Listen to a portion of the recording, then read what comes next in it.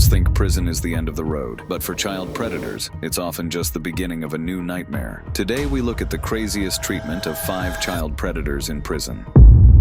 John Egan.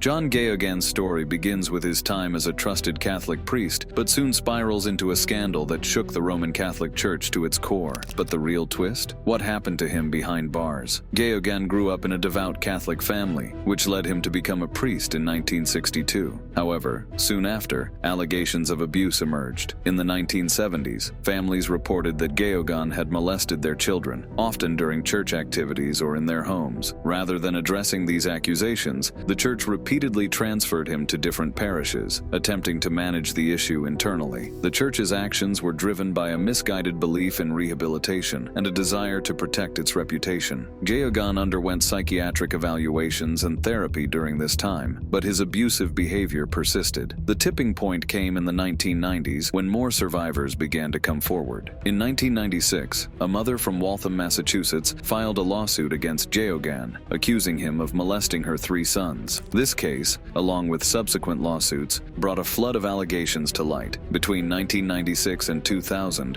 over 70 individuals accused Egan of abuse, leading to a series of criminal charges and civil lawsuits. In response to the mounting pressure and public scrutiny, the church finally defrocked Egan in 1998, a step that marked the end of his official status as a priest, but not the end of the legal battles he faced. In 2002, a pivotal moment arrived with the Boston Globe's investigation, famously known as the Spotlight Report. The in-depth coverage exposed how the Archdiocese of Boston had systematically covered up abuse cases, using Egan's situation as a prime example. The revelations were shocking. More than 130 boys had come forward with stories of abuse, and internal church documents showed how church officials, including Cardinal Law, had repeatedly only reassigned Egan despite knowing the risks. The legal consequences followed swiftly. In 2002, Egan was convicted of indecent assault and battery for groping a 10-year-old boy at a swimming pool in 1991. He received a 9 to 10-year prison sentence, which many saw as a small fraction of what his victims believed he deserved. While serving this sentence, Egan faced additional lawsuits, and the Archdiocese reached a $10 million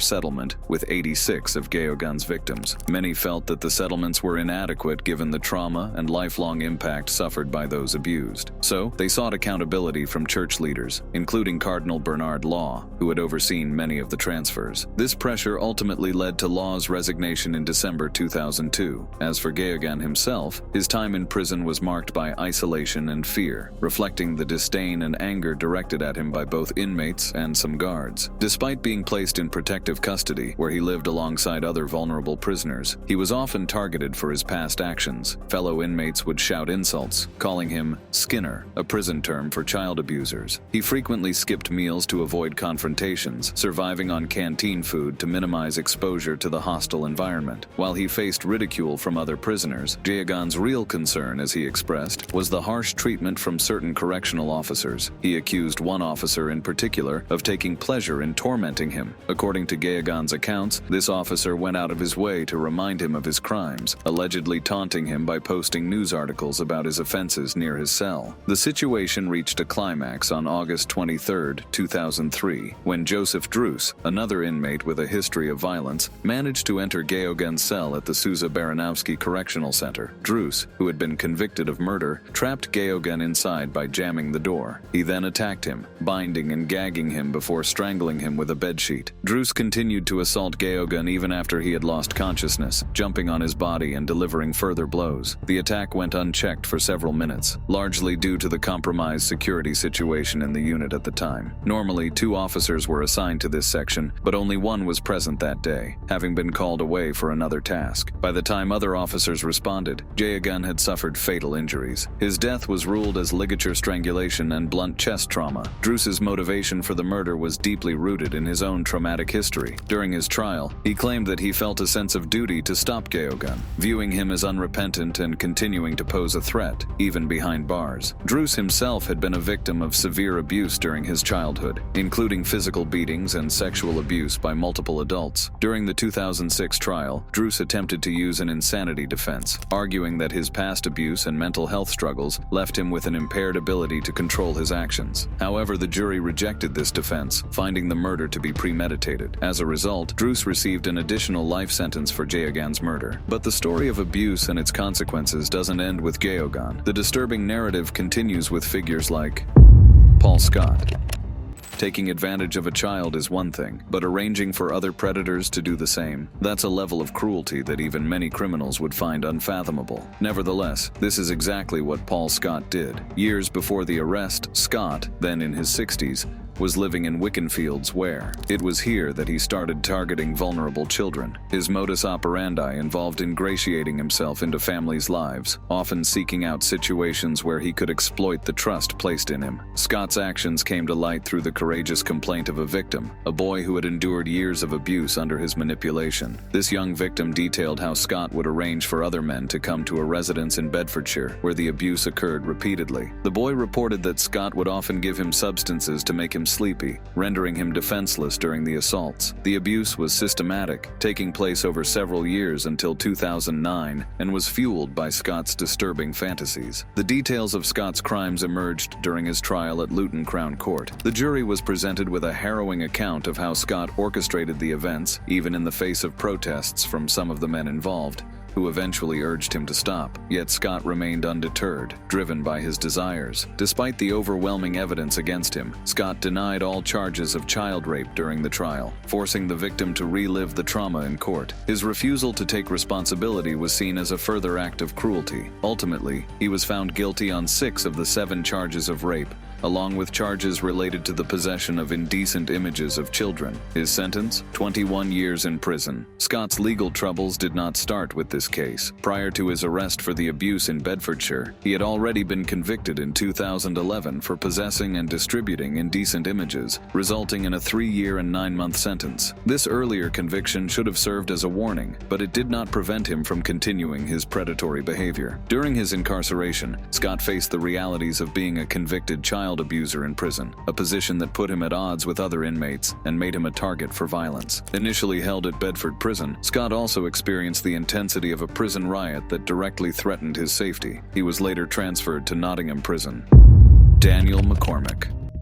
Daniel McCormack served as a Catholic priest in the Archdiocese of Chicago, primarily at St. Agatha's Parish on the city's west side. He was also a teacher and a basketball coach at a local school, roles that allowed him regular contact with young boys. This position of trust, however, became the foundation for his abuses, which spanned from the early 2000s up until 2006. Allegations against McCormack first surfaced during his seminary days in the late 1980s, but just as in the case of Egan, these reports were either ignored or insufficiently addressed by the church hierarchy. By 2001, the allegations had become more serious, with multiple claims of inappropriate behavior toward boys at St. Agatha. What did the church do? It assigned a monitor to oversee his behavior, a measure that would soon prove ineffective, and everyone was about to find that out the hard way. In October 2005, the Archdiocese's Professional Review Board recommended that McCormack be removed from his position due to the ongoing allegations. However, no immediate action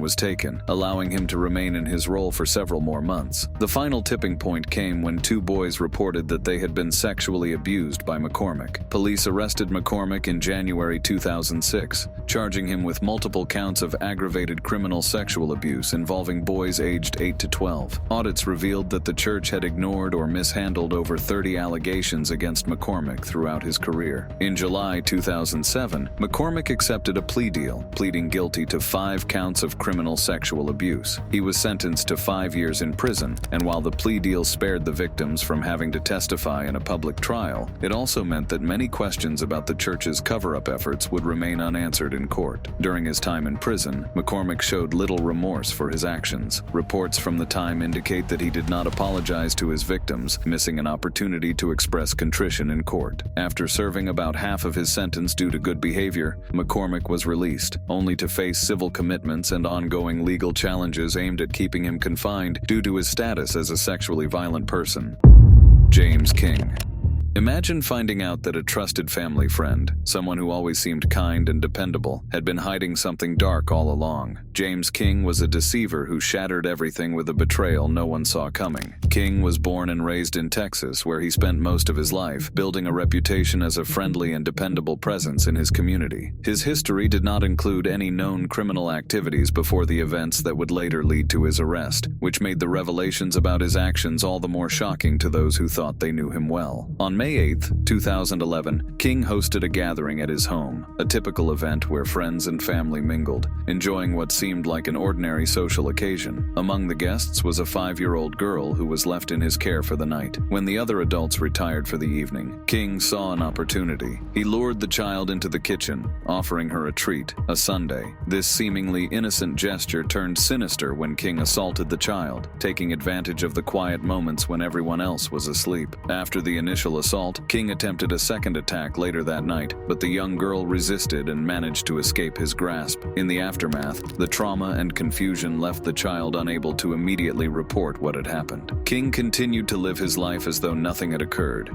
with the crime hidden behind a facade of normalcy. It wasn't until 2020, nearly a decade later, that it was revealed what had taken place. At the time, the victim, being around 15 years old, bravely confided in her mother about the abuse she had suffered at King's hands. This disclosure triggered an investigation by the Harris County Sheriff's Office. During the subsequent investigation, King denied the allegations, attempting to use his previously clean record to assert his innocence. However, the detailed account provided by the victim, combined with inconsistencies in King's statements, led to his arrest. During his 3-day trial, prosecutors focused on the trust the family had placed in King and the profound violation he had committed. King was ultimately convicted of aggravated sexual assault of a child. Despite his claims of innocence, the jury found the evidence against him overwhelming, resulting in a 20-year prison sentence. Given his age, 75 years old at the time of sentencing, his punishment effectively meant he would spend the remainder of his life behind bars.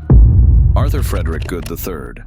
What really happens when a man who claims he'd kill again is locked behind bars? Arthur Frederick Good III wasn't just notorious for his crimes. His time in prison reveals an even more unsettling side of his story. Once inside, the dark reality of his behavior only grew more disturbing, raising questions about how someone so unapologetic for their actions is handled behind bars. From a young age, Good struggled with significant developmental and behavioral issues. By his teenage years, he began showing signs of sexual interest in children, and his behavior soon escalated to criminal acts. These early offenses were often met with leniency, as his parents consistently posted bail and sought to place him in various psychiatric programs, rather than leaving him in the criminal justice system. In the mid-1970s, Good faced multiple accusations of child molestation, but many charges were reduced or dismissed due to his mental health status and the inability of the legal system to hold him accountable effectively. In 1975, after molesting 2 young boys, he was sentenced to probation on the condition that he receive psychiatric treatment at the Spring Grove Hospital Center in Baltimore. Good admitted himself, but soon left without completing the program. He then traveled to Cape Coral, Florida, where his parents had relocated, hoping to start anew. It was in Florida that Arthur Good's crimes took a horrifying turn. On March 5, 1976, Good encountered 9-year-old Jason Verdow, a child who would become his first known murder victim. Good lured Jason into a wooded area near a school bus stop, where he sexually assaulted and then strangled the boy to death. The discovery of Jason's body shocked the local community, and law enforcement quickly launched a manhunt for the perpetrator. But by then, Good had already fled back to Maryland. Back in Maryland, Good abducted 10-year-old Billy Arthes and later encountered 11-year-old Kenneth Dawson. He took both boys with him on a bus trip to Virginia, where he subjected them to further abuse. During this journey, Good murdered Kenneth Dawson in front of Billy. It was a terrified Billy Arthes who ultimately led authorities to Good. When a concerned citizen in Falls Church, Virginia, recognized the boy from a missing person report, she alerted the police. Good was arrested and tried first in Maryland for the murder of Kenneth Dawson. He was sentenced to life in prison after being found competent to stand trial. However, his most severe punishment came after his extradition to Florida, where he faced charges for the murder of Jason Verdow Landau. In Florida, he chose to represent himself during parts of the trial, delivering bizarre statements and at one point even urging the jury to convict him and sentence him to death. On March 22, 1977, Arthur Good was sentenced to death by electrocution in Florida's electric chair. His sentencing marked the beginning of a long stint on death row. However, throughout his time in prison, he wrote incessantly to media outlets, public officials, and even the families of his victims, describing his crimes in graphic detail and showing no signs of regret. Prison officials eventually curtailed his letter-writing privileges. On the morning of April 5, 1984, the switch was finally flipped, and 2,000 volts of electricity coursed through Arthur Good's body. He was pronounced dead 5 minutes later, marking the end of a life that had been defined by violence, manipulation, and a complete disregard for the suffering of others. If you enjoyed this video and want to dive deeper into similar content, go ahead and click on the videos displayed on your screen right now. Each one offers more captivating stories and insights that you won't want to miss. Thanks for watching, and we'll see you in the next one.